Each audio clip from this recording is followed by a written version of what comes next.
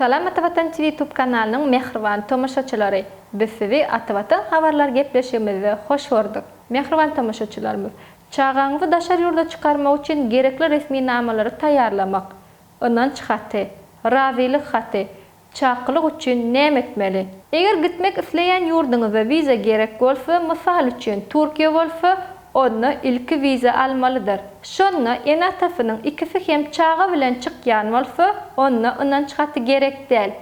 Emma hayfada bolsa, en atafının biri yanına değil bolsa, onu notarusdan ondan çykatı almalıdır. Eger en atafının ikisi hem daşar yurtda bolsa, mysal üçin Türkiýede bolsa, onu näme etmeli? Onu size bu ulgamda tercüme hyzmatyny berýän İstanbulda yerleşýän Atavatan tercüme merkezinden alan maglumatymyzy ýetirýäris. Çağanyň en atafy notarusdan tasdiklanan pasport tercümeleri bilen notarusa gidýärler.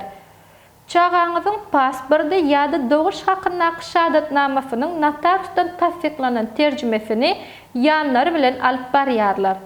Ondan çykaty kime berilýän bolsa, şol adamyň pasport kopýasy hem hökmany gerek. Taýýarlanan ondan çykaty ilki häkimlikden soň İstanbuldaky Türkmenistanyň konsulyk edarasynyň tasdiklanýarsyňyz. Tasdiklanan razylyk hatyny Türkmenistana ulanmak üçin türkmen diline terjime edilmeli. Mehriban tomoşaçylarymyz, terjime hyzmaty üçin Atavatan danışmanlyk ýa-da makul hyzmat terjime merkezine ýüz tutup bilersiňiz. Eger çağa mysal üçin enesi bilen gelýän bolsa, onu enesine hem viza gerek.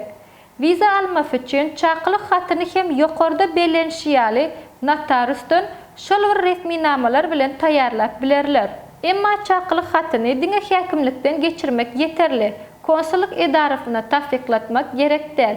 Mehriban tomoşaçylarymyz, bu ulgamda terjime hyzmatyny almak üçin Atavatan danışmanlyk terjime merkezine we makul hyzmat terjime merkezine ýüz tutup bilersiňiz. Hormatly Atavatan TV YouTube kanalynyň tomoşaçylary, eger-de siz ýurdumyzdaky bolup geçen täzeliklerden ilkinji bolup habarly bolmak isteseňiz, Atavatan TV YouTube kanalyny ibarlamagy dowam edin. Gepleşiklerimiziň indiki sanyna görüşýänçe hoş, sag bolun.